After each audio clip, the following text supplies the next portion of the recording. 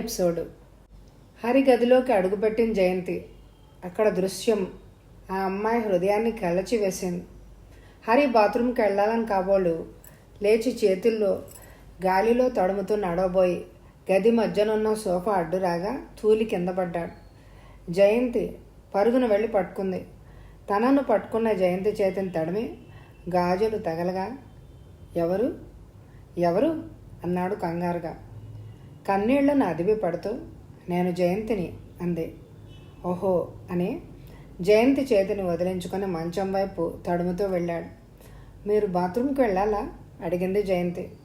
బిడియంగా తల అడ్డంగా ఊపాడు హరి. లేదు. అబ్బే లేదు. పర్వాలేదు, నేను తీసుకెళ్తాను అంది జయంతి హరి దగ్గరగా వస్తూ. మరేమీ అనలేదు హరి. జయంతి హరిని బాత్రూంలో వదిలి తలుపులు వేసింది. ఆమె కన్నీళ్ళు ఆగలేదు. ఆ తర్వాత గంట లోపలే జయంతి నౌకర్ల సహాయంతో గది మధ్యలో ఉన్న సోఫాలు కుర్చీలు తీయించింది. బాత్రూంకి వెళ్ళాలన్నా, చలిగాలి కోసం బాల్కనీలోకి వెళ్ళాలన్నా ఇప్పుడు హరికి అడ్డు తగిలేవేవీ లేవు. ఏదో పని మీద మేడపైకి వెళ్ళిన జయంతి హరి రంగా రంగా ఒరే రంగా అని కేకలు వేయడం వినిపించి గదిలోకి పరిగెత్తింది. హరి భోజనం చేస్తున్నాడు. అతనికి కొరబోయింది. నీళ్ల కోసం చేతులు తడుముతూ ఉన్నాడు. గట్టిగా దగ్గుతూ ఎడం చేత్తో తల మీద కొట్టుకుంటున్నాడు. అతని కళ్ళల్లోకి నీళ్ళొచ్చాయి. రంగా రంగా అని గట్టిగా పిలుస్తున్నాడు. పరుగున వెళ్ళి మూలనున్న స్టూల్ మీద కూజాలోని నీళ్లు గ్లాసులో కొంచి అందించింది జయంతి. నీళ్లు తాగాడు హరి. మణికట్టుతో కళ్ళు తుడుచుకుంటూ ఎక్కడికి వెళ్ళావురా, నాకు కళ్ళు లేవని తెలుసు కదా, నీళ్లు పెట్టకుండా పోతే ఎలా అన్నాడు హరి. బావా అంది జయంతి బాధగా. ఓ నీవా జయంతి? రంగా పరిగెత్తుకుంటూ వచ్చాడు. రంగాన్ని కేకలేసిన జయంతి. పోనీలే జయంతి, నాకు ఏ ఒక్కటి అందుబాటులో లేకపోయినా కష్టమే, కానీ వాడికి ఎన్నని గుర్తుంటాయి వారించాడు హరి. వెళ్ళు వెళ్ళు అని కసిరింది జయంతి రంగణ్ణి. హరి వారిస్తున్న దగ్గరుండి అన్నీ వడ్డించింది. భోజనం పూర్తయ్యాక కుర్చీలోంచి లేపి మంచం దగ్గరికి నడిపించింది. నాకింకా ఏదెక్కడుందో ఎంత దూరంలో ఉందో అలవాటు కాలేదు అన్నాడు హరి మొహమాటంగా. జయంతి గుండె బరువెక్కింది. మేడపైకి వెళ్తున్న జయంతికి సుమిత్రమ్మ నుండి పిలుపు వచ్చింది. మంచం పక్కకు వచ్చి నిలబడిన జయంతిని చూసి కూర్చో అంది సుమిత్రమ్మ. జయంతి కూర్చుంది పక్కనే ఉన్న కుర్చీలో. జయంతి చేతిలోని కాలింగ్ బెల్ చూస్తూ అదెందుకు, బెల్ పనిచేస్తూనే ఉందే అంది సుమిత్రమ్మ. ఇది ఇది హరిబావ గదిలో ఉంచేందుకు. బావా బావా నీరసంగా నవ్వుతూ అంది సుమిత్రమ్మ. అర్థమైంది జయంతి. ఆమె కళ్ళల్లో పల్చటి నీటి పొర కదలాడింది. జయంతి వాడు ఎలా ఉన్నాడు? యాక్సిడెంట్ జరిగినప్పటి నుంచి ఆమె అనారోగ్యం పూర్తిగా దిగజారిపోయింది. కోడలి మరణం, కొడుకు అంధుడు కావడం, ఏ తల్లి గుండెలు అలసిపోవు? బావకి ఏమైంది అత్తయ్య? కళ్ళు లేవన్నది ఒకటే లోపం, కానీ ఆరోగ్యంగా ఆనందంగానే ఉన్నాడు. నన్ను మభ్యపెట్టాలని చూడకు. కళ్ళు లేని బ్రతుకు శూన్యమే కదా. జయంతి మన ముందు హరి అందగాడు కాదని అనేవాళ్ళు అందరూ, కానీ వాడి కళ్ళు ఎప్పుడైనా పరిశీలనగా చూసావా నువ్వు? కోటి కాంతులతో మణిదీపాల్లాగా వెలిగేవి. ఆ కళ్ళు నవ్వేవి జయంతి. వాడి సౌమ్యతకు, సచ్చీలానికి ప్రతీకలుగా ఎంత ప్రశాంతంగా ఉండేవి. కళ్ళు లేని నా కన్న తండ్రిని ఎలా చూడగలను జయంతి? సుమిత్రమ్మ నిగ్రహం కోల్పోయింది. ఆ తల్లి హృదయ వేదన జయంతిని కదిలించింది. ఎప్పుడూ గంభీరంగా హుందాగా రాణిలాగా మసిలే సుమిత్రమ్మ బేలగా అలా కుమిలిపోతుంటే జయంతికి చాలా బాధ అనిపించింది. ఊరుకోండి అత్తయ్య, అక్క పోయినా మనకు బావైనా దక్కారు, అందుకు సంతోషిద్దాం. కళ్ళదేముంది, ఏ లోటు రాకుండా చూసుకోవడానికి మనమంతా లేము అంది జయంతి. మనమంతా ఎవరున్నారు? అంతా కళ్ళు లేని నా బిడ్డను చూడ్డానికి నా గుండెలు మరిగిపోతున్నాయే. ఇక ఈ అనారోగ్యంతో వాడికి నేను చేసేదేమిటి? గీత పెళ్ళి కావాల్సింది, అది మాత్రం ఎన్నాళ్ళు ఉంటుంది? వండినన్నాళ్ళైనా అన్నకు సపర్యలు చేసే శక్తి దానికి లేదు. చిన్నది, ఒక్కత్తి అని దాన్ని అలా పెంచాను. మీ మామయ్య, మను మగవాళ్ళు, ఇక నా బిడ్డను చూసేదెవరు? వాడు పనివాళ్ల దయాదాక్షిణ్యాలపై సుమిత్రమ్మ కొంగు నోటికి అడ్డం పెట్టుకొని కుమిలిపోయింది. అదేంటత్తయ్య అలా అంటారు? నేను లేను నొచ్చుకుంటూ అంది జయంతి. బరువుగా నెట్టూర్చింది సుమిత్రమ్మ. నీవు మాత్రం ఎన్నాళ్ళు ఉంటావు జయంతి? నీవు ఈ ఇంటి కోడలు అవుతావని కళకళ్ళాడుతూ కడిమి చెట్టులాగా తిరుగుతుంటే చూడాలని ఎంతో ఆశించాను. మాకు అదృష్టం ఉండద్దు? లేదు కాబట్టే వాడి బుద్ధి పెడదారినా. ఇప్పుడు అవన్నీ ఎందుకు అత్తయ్యా? తల వంచుకుని అంది జయంతి. నిజమే, అవకాశం లేని వాడి గురించి ఆలోచించడం మూర్ఖత్వమే. ఆ పాప ఎక్కడుంది? పాలు పట్టి పడుకోబెట్టాను, నిద్రపోతోంది. ఆయా ఏమైంది? ఉంది. పాపకు విరోచనాలు అవుతున్నాయి. పాల సీసాలు సరిగ్గా కడగడం లేదేమో అన్నాడు డాక్టర్. అందుకని నేనే పాలు పట్టే పని తీసుకున్నాను. నిట్టూర్చింది సుమిత్రమ్మ. దాని తల్లి నిన్ను ఆయా కంటే కష్టంగా చూసింది. దాని బిడ్డను నీవు కన్న తల్లిలాగా కనపడుతున్నావు. మీరేలా ప్రతిదానికి నన్ను హెచ్చు చేయడం ఏమీ బాలేదు. నన్ను పరాయిదాన్ని చేసి పని చేసినందుకు నొచ్చుకుంటున్నారు, నెమ్మదిగా అంది జయంతి. సుమిత్రమ్మకి కోపం పొంగులా వచ్చింది. జయంతి, ఏమిటన్నావు? పరాయిదాన్ని చేశానా? అవునవును, నీవు పరాయిదానివే, వెళ్ళు వెళ్ళు అంటూ కసిరింది. లోపల నవ్వుకుంటూ యువతలకు వచ్చేసింది. పాప ఎంతకు నిద్రపోలేదు. జయంతి పాపను భుజం మీద వేసుకుని బాల్కనీలో చల్లగాలికి అటు ఇటు చాలాసేపు తిరగసాగింది. పాప తల్లి బ్రతుకుంటే కనీసం పాపను తాకనిచ్చేది కూడా కాదేమో. పద్మిని తను ఒక చూరులో మెసలుతున్న పాముల్లాగా ఎప్పుడెప్పుడు బయటికి తరుముదామా అన్నట్టు తారట్ల పడిపోయింది. గొంగళి పురుగులాగా చిదరించుకుంది. ఆగర్భ శత్రువులాగా మానసికంగా చిత్రహింసలు పెట్టాలని చూసింది. ఎన్నోసార్లు, చాలాసార్లు హరి తనను ఆ బాధల నుంచి రక్షించాడు. భార్య చేతలకు తను క్షమార్పణలు చెప్పుకున్నాడు. ఒకసారి తను బాత్రూంలో స్నానం చేస్తోంది. తనకిచ్చిన గదిలో అటాచ్డ్ బాత్రూమ్ లేదు. అందువల్ల తను పెరట్లో ఉన్న కామన్ బాత్రూంలో స్నానం చేసేది. ఆ బాత్రూంలో గుడ్డలు వేసుకునే రాడ్ విరిగిపోయింది. అందువల్ల బట్టలు తలుపు మీద వేసుకుని దాన్ని దగ్గరగా ఉంచేది. ఆ రోజు స్నానం పూర్తి చేసేసరికి తలుపు మీద బట్టలు లేవు. తన గుండె ఆగినంత పనైంది. ఎవరు తీసుంటారు? ఎవరు తీసినా ఇప్పుడు తను ఎలా లోపలికి వెళ్ళాలి? వదిలిన బట్టలు కట్టుకుందామంటే బకెట్లో అప్పుడే తడిపేసింది. 6 బయల్లో బాత్రూంలోంచి పెరడంతా దాటుకొని ఇంట్లోకి వెళ్ళడం సాధ్యమయ్యే పనేనా? చాలాసేపు వేచి ఉన్న బయట అలికిడి లేదు. ఎవరూ రాలేదు. సిగ్గుతో దుఃఖంతో తనకు మతిపోయినట్లయింది. చాలాసేపు చూసి గీతా, గీతా, అత్తయ్య అంటూ పెద్దగా కేకలు పెట్టింది. మంగమ్మ అంటూ అరిచింది. ఏమయ్యారు వీళ్ళంతా? గీత అత్తయ్య లేకపోవచ్చు. మంగమ్మ, మంగమ్మ, మంగమ్మ గొంతు చించుకొని అరిచింది తను. కాసేపటికి హరి గొంతు వినిపించింది. జయంతి, ఎందుకలా కేకలు పెడుతున్నావు? ఏం జరిగింది? బాత్రూంలో ఏమైనా జొరబడిందా? తలుపు తీ ముందు అంటూ ఆదుర్దాగా కేకలు పెట్టినందుకు తన్ను తానే తిట్టుకుంది. ఎంత ఘోరమైన పరిస్థితి! చన్నీటి బాత్రూంలో దిగంబరంగా ఉన్న ముచ్చెమటలు పోసాయి. జయంతి, ఏమైంది? పలకవే ఈసారి మరి ఆదుర్దాగా అడిగాడు. తనకు కళ్ళనీళ్ల పర్యంతమైంది. తన మౌనం హరికి మరీ కంగారు కలిగించినట్టుంది. తలుపు మీద దబదబా బాధేశాడు. పద్మిని లాంటిది ఈ దృశ్యం చూస్తే తన గుండెలు దడదడలాడాయి. ఏం లేదు, మరి మరి నా బట్టలు బట్టలు ఎవరో తీసుకెళ్లారు. బిడియంతో ప్రాణం పోయింది తనకు. 2 నిమిషాలు నిశ్శబ్దం. తర్వాత తలుపు మీద చిన్నగా తట్టిన శబ్దం. తనకు తెలుసు. తలుపు కొద్దిగా తెరిచింది. హరి చీర అందించాడు. జయంతి, కుసంస్కారం ఎవరిలో ఉన్నా ఆ తప్పు అందరిది, క్షమించు. వినిపించకుండా వినిపించింది. ఆ తర్వాత కొన్ని రుజువుల ఆధారంగా తెలిసింది. గీత అత్తయ్య ఇంట్లో లేని సమయంలో మంగమ్మను, రంగాను హడావిడిగా బయటికి పంపించి పద్మిని ఈ పని చేసిందని. ఇలాంటివి ఎన్నో. తన నవమానించే పనులు, తనను తరిమివేసే ప్రయత్నాలు. తనే మిగిలిపోయింది. ఆమె వెళ్ళిపోయింది శాశ్వతంగా. భారంగా నవ్వుకుంది జయంతి. ఎప్పుడేం జరుగుతుందో, ఎందుకు జరుగుతుందో ఎవ్వరికి తెలియదు. ఎవరూ కూడా ఊహించలేరు. తాను ఇక్కడికి వచ్చినాడు తన గురి గమ్యం మన్మోహన్. అతనికి కాబోయే భార్యగా అతని కోసం అతని ఇల్లు అనుకుంటూ వచ్చింది. కానీ ఇక్కడికి వచ్చాక అతనికి తనేమీ కానని తెలుసుకోవడానికి ఎన్నో నాళ్ళు పట్టలేదు. అభిమానంతో, అవమానంతో తన గుండెలు చితికిపోయిన ఉన్న పాటున అనుకున్న క్షణాన ఇక్కడి నుండి వెళ్ళిపోలేకపోయింది. ముడిపడుతుంది అని అనుకున్న బంధం విడిపోయినా అనుకోని అనుబంధాలు తన కాళ్లకు సంకెళ్ళై ఆగమంటున్నాయి. తల్లి లేని పాప, కళ్ళు లేని బావ, ఆరోగ్యం లేని అత్తయ్య, మనశ్శాంతి లేని మామయ్య, అదుపులో పెట్టవలసిన ఆడపిల్ల గీత. అనుకున్న వాడికి ఏమీ లేకపోయినా ఏమీ కాదనుకున్న వాళ్ళకి అన్నీ తానే ఉండిపోవాల్సి వచ్చింది. పాప నిద్రపోయినట్లుంది. పాపను నెమ్మదిగా పడుకోబెట్టి పక్కన తాను పడుకుంది.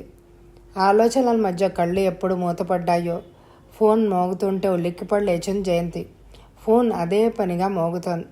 బరువుగా వాలిపోతున్న కనురెప్పలను బలవంతాన తెరిచిపెట్టి గబగబా కిందకి దిగి వచ్చి ఫోన్ ఎత్తింది జయంతి.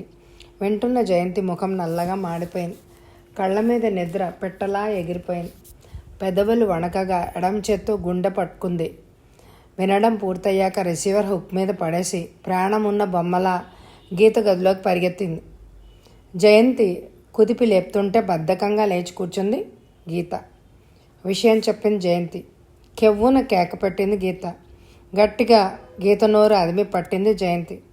జయంతి చేతిని వదిలించుకొని కాళ్ళు చేతులు వణుకుతుండగా అంది గీత. అమ్మకు నాన్నకు చెప్దామా పద. వద్దు గీత, అసలే అత్తయ్య మామయ్యలు గుండెలు పగిలి ఉన్నారు. ఈ విషయం తెలిస్తే వాళ్ళు మరి ఏం చేద్దాం? గాబరాగా అడిగింది గీత. మనం వెళ్దాం, అక్కడి పరిస్థితి చూసి ఆ తర్వాత నెమ్మదిగా చెప్దాం అంది గీత. తల ఊపింది గీత. ఇద్దరూ కిందకి దిగి వచ్చారు. మంగమ్మను రంగాను లేపి, మంగమ్మ పైన పాప నిద్రపోతోంది, జాగ్రత్త, మేము వచ్చేదాకా మేల్కునే ఉండు. అత్తయ్య కానీ మావయ్య కానీ లేస్తే ఏమీ చెప్పకండి అని చెప్పింది జయంతి. ఇద్దరూ బయటకు వచ్చారు. నీవు డ్రైవ్ చేయగలవు కదూ? తల ఊపింది గీత. శబ్దం కాకుండా కారును బయటికి తీసి వేగంగా ముందుకు పరిగెత్తిచ్చింది గీత.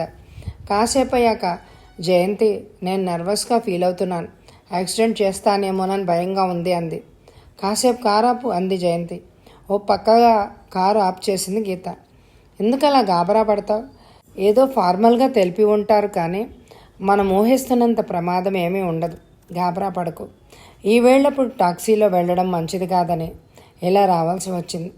కాస్త రిలాక్స్ అవ్వు. పర్వాలేదులే, నెమ్మదిగా వెళ్దాం అంది జయంతి. తను లోపల ఆదుర్దా పడుతున్నాయి.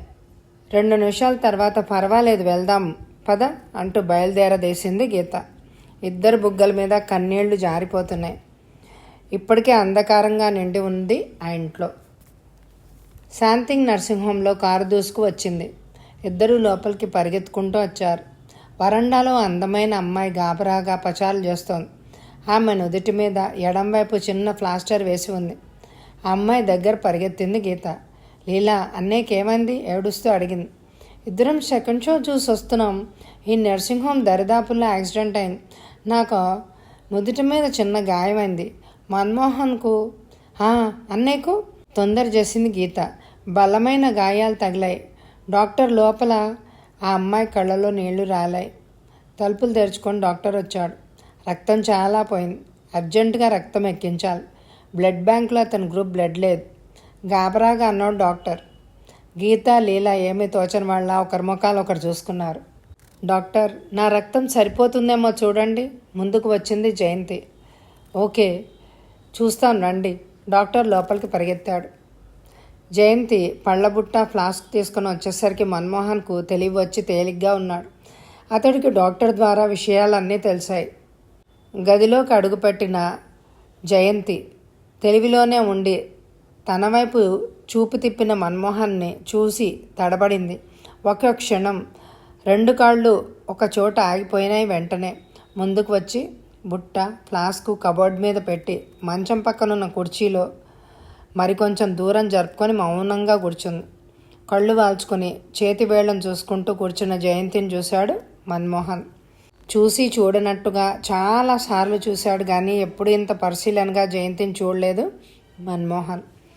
నల్ల చందనం గిన్నెలో తీసిపెట్టిన తాజా గంధంలాగా ఉంది జయంతి ముఖం.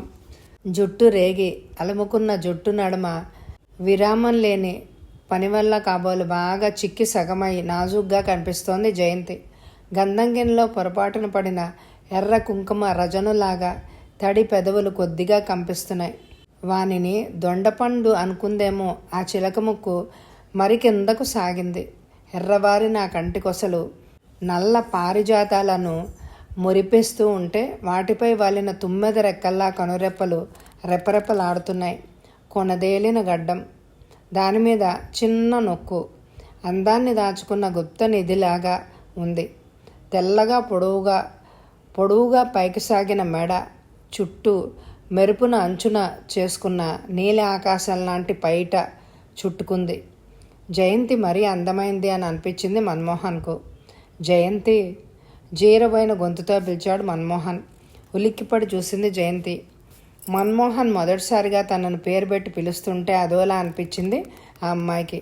నేను నిన్ను చాలా అవమానించాను, అయినా పూర్తి చేయలేకపోయాడు మన్మోహన్. అతనికి కూడా సిగ్గుగా ఉంది. రంగా ఉండాలి, ఏమయ్యాడో అంది చుట్టుపక్కల చూస్తూ.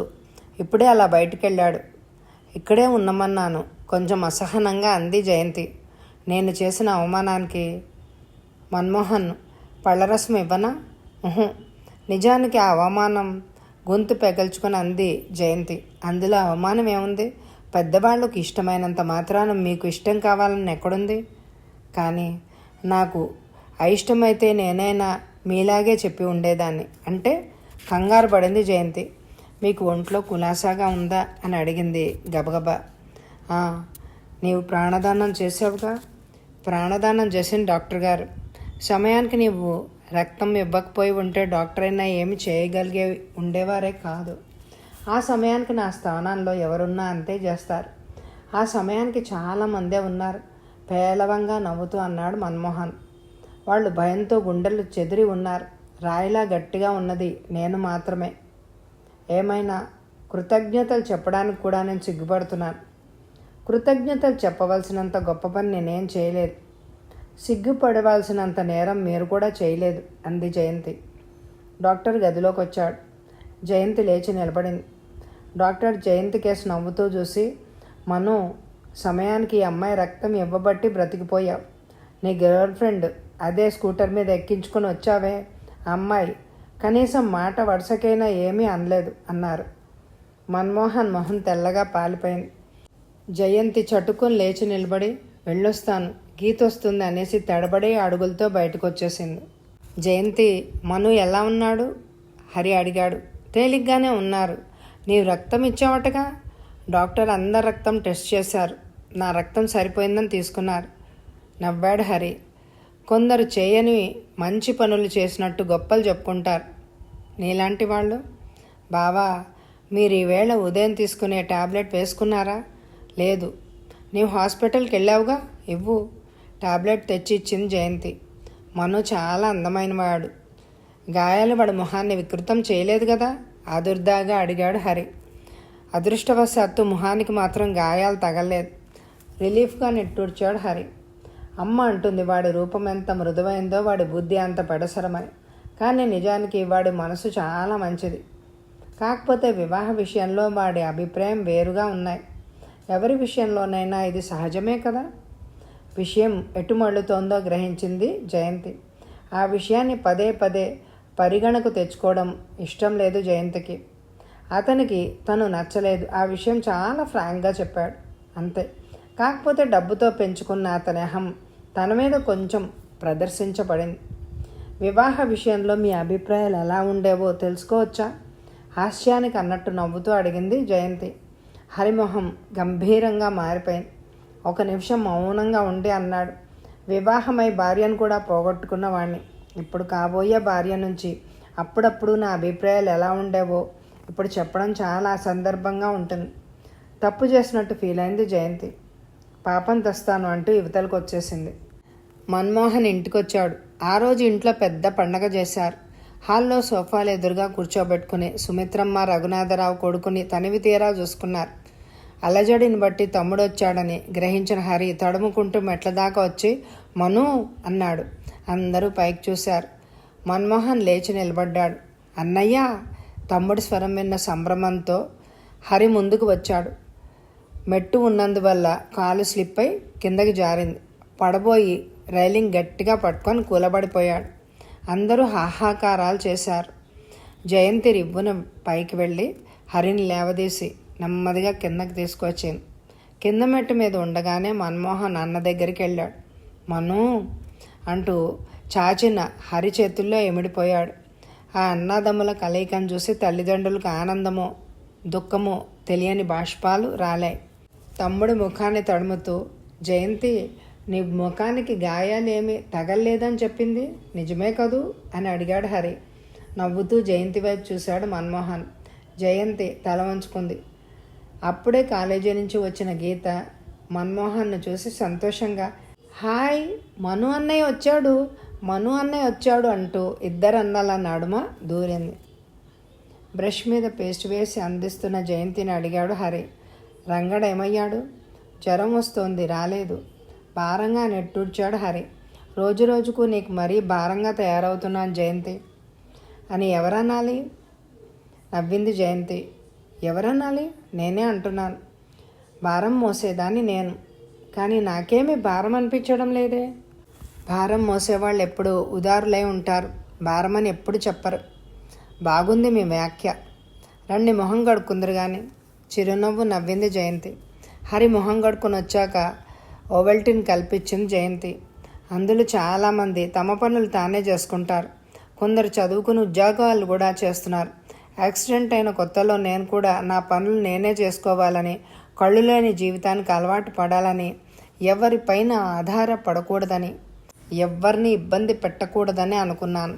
కానీ నన్ను నీవు పూర్తిగా అసహాయుణ్ణి చేసేస్తున్నావు జయంతి. రోజు రోజుకి నీ మీద ఆధారపడేలా చేస్తున్నావు. నేను అందునే కాదు, పసిపాపను కూడా అయిపోతున్నాను. ఈ పరిస్థితిలో నాకు భయం గొలుపుతోంది. భయమెందుకు బావా? జయంతి, నీవు నాకు తల్లివి కావు, చెల్లివి కావు. సారీ, నీవు నా మీద దయతెల్చి చేస్తున్న ఈ సేవలు నాకెన్నాళ్ళు లభ్యమవుతాయి? ఆ తర్వాత నేను మరీ ఇబ్బంది పడవలసి వస్తుంది. జయంతి ఏమీ అనలేదు. అమ్మ చెప్పింది నీవు శాశ్వతంగా ఇంట్లో ఉండిపోవాలని. కానీ మా దురదృష్టం మను. బావా, పాప లేచినట్టుంది. గబగబా యువతలకు వచ్చేసింది జయంతి. మన్మోహన్కు గాయాలు మానుపట్టినా ఒంట్లో నీరసం నిస్సత్తువ ఇంకా పూర్తిగా పోలేదు. మామూలుగా బయట తిరిగే శక్తి లేక ఇంకా విశ్రాంతి తీసుకోవాల్సిన దశలోనే ఉన్నాడు. రోజులో 3 వంతులు తన గదిలో మంచం మీదే ఉంటాడు. స్నేహితులు పరిచయస్తులు వచ్చి పరామర్శించి వెళ్ళడం అయింది. తల్లి ఆరోగ్యం అంత బాలేదు, అందుకని పైకి రాలేదు. తండ్రితో పెద్దగా చనువు లేనందువలన రఘునాథరావు గారు ఎప్పుడో ఒకసారి పైకొచ్చి పరామర్శించి పలకరించడమే తప్ప కొడుకుతో ఇష్టాగోష్ఠిగా మసలే పద్ధతే లేదు. ఆయనకు ఆ అవకాశం కూడా ఇవ్వదు. ఆయన వ్యాపారం. గీత కాలేజీకి వెళ్ళిపోతుంది. హరి సరే అందుడు. తానే మనసు చెదిరి ఉన్నాడు. మన్మోహన్కు ఒంటరితనంతో పిచ్చెత్తిపోతున్నట్టుగా అయిపోతోంది. పనివాళ్ళు వినయంగా పనులు చేయడం తప్ప వాళ్ళ నుండి ఆత్మీయత లభించదు. వారి ఆత్మీయత పంచుకోవాలని మన్మోహన్ కూడా లేదు. ఈ యాక్సిడెంట్ జరిగాక తనలో ఏదో మార్పు. స్పష్టంగా అతనికి అర్థమైంది ఏమిటి అంటే, తనలో ఏదో అసంతృప్తి. దేనికి? ఏం తక్కువైందని? మళ్ళీ అది అర్థం కాదు. మన్మోహన్ మంచం మీద పడుకుని ఉంటాడు. చాలాసార్లు ఏదో పనుల మీద అతని గది మీదుగా వెళ్తూ ఉంటుంది జయంతి. లీలగా రేఖాచిత్రంలా మెరుపులా రెప్పపాటు తన గది గుమ్మం దాటిపోయే జయంతి. ఆ తర్వాత రోజంతా జ్ఞాపకాలు మిగులుస్తుంది. చాలా రోజులకు కానీ అర్థం కాలేదు మన్మోహన్కు. తను జయంతి గురించి చాలా ఆలోచిస్తున్నాడని. అసలు జయంతి ఎందుకని రాదు తన గదిలోకి? అందరూ వస్తారు, ఆమె మాత్రం రాదు. అన్నయ్య గదిలోకి వెళ్తుంది, తన గదిలోకి మాత్రం రాదు. అంటే ఆమె కావాలనే తన గదిలోకి రావడం లేదు. తన అసంతృప్తికి కారణం దొరికింది మన్మోహన్కు. రోజులో చాలా భాగం మంచం మీద పడుకుంటే ఆ పడుకున్న సమయంలో చాలా భాగం గుమ్మకేసి చూస్తూ ఉంటాడు. అసలు ఎందుకు తను ఇలా చూస్తున్నట్టు? తన దీర్ఘమైన విశ్రాంతి సమయంలో పొద్దుపోవడానికి ఇదొక సాధనమా? అలా అనిపించడం లేదు. పొద్దు గడవడానికి ఎన్ని సాధనాలు లేవు? రేడియో, టెలివిజన్, టేప్ రికార్డర్, ప్యాకా, బుక్స్. క్షణంలో సగం కనిపించి కనుమరుగయ్యే ఆ అమ్మాయి తన పొద్దు గడపడం ఏమిటి? కనీసం ఇటు తిరగదు, అటు చూడదు. ఏ అనుభూతి మిగులుస్తోందని? ఎందుకు లేదు? ఆ తర్వాత దినమంతా. కానీ అలా ఆమెను చూడని రోజు, ఆ క్షణం కోసం ఎంత ఆరాటం. డర్టీ జాబ్, కసిగా గొణుక్కున్నాడు మన్మోహన్. ఒకరోజు రంగాతో అదే పనిగా పిలిపించాడు జయంతిని. చూడు, జయంతిని రమ్మను ఒకసారి. రంగ తెల్లబోయి చూశాడు. పనివాళ్లకు యజమానులు పిలిచి రహస్యాలు ఏమీ చెప్పవలసిన పని లేదు. నిజానికి ఇంట్లో రహస్యం అంటూ ఏదైనా ఉంటే అది ముందుగా తెలిసేది పని వాళ్లకే. జయంతికి మనుకి మధ్య జరిగిన పెళ్లి తాలూకు మడత పేజీలన్నీ రంగాకు తెలుసు. మన్మోహన్కి జయంతి పట్ల ఉన్న నిరసన భావం తెలుసు. అలాంటిది వాడి తెల్లమొహం చూసి విసుక్కున్నాడు మను. ఫూల్, వెళ్ళి రమ్మని చెప్పు. వచ్చే ఎపిసోడ్లో కథ కొనసాగుతుంది. ఈ ఎపిసోడ్కి తప్పకుండా ఎక్కువ లైక్లు ఇవ్వండి. Thank you very much my dear friends.